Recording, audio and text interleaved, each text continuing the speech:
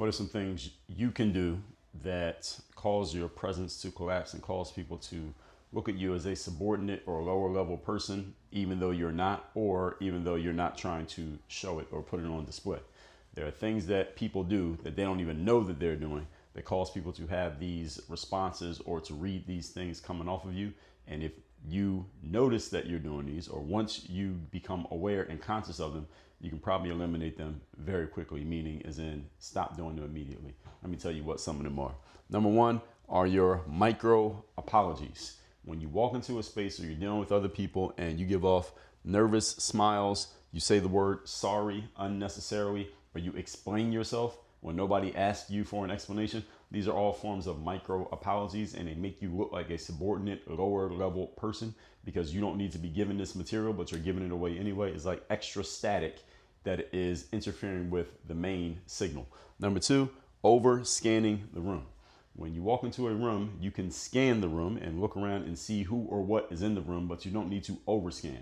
You're not looking around the room looking for things such as approval from other people, possible threats, or possible reactions of everyone else. When you're looking around the room for approval, threats, or reactions, that's because you see someone or something about this room as being higher status than you. That's why you care if they approve of you, if anybody's a threat to you, or if anybody is reacting to you. Because the person who is in charge, the boss, doesn't need anybody's approval. Nobody's a threat to them, and they don't really care how anybody else is responding to them because they're the one in charge anyway. So it's how the boss responds to you that matters more than how you respond to the boss, because the boss is the one in charge. Think of a predator animal. A lion walks into a room full of monkeys or rabbits or turtles. The lion does not care what any of them has to say. They care a lot, though, about what the lion has to say.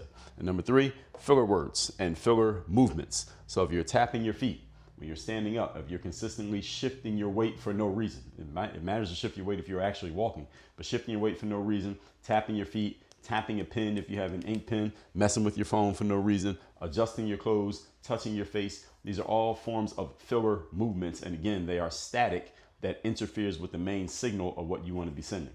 The person who has complete presence and complete control of the room, the person with the confidence, the aura, and the energy, they have one straight signal that is not being messed up, let's just say, or interfered with a lot of extra static.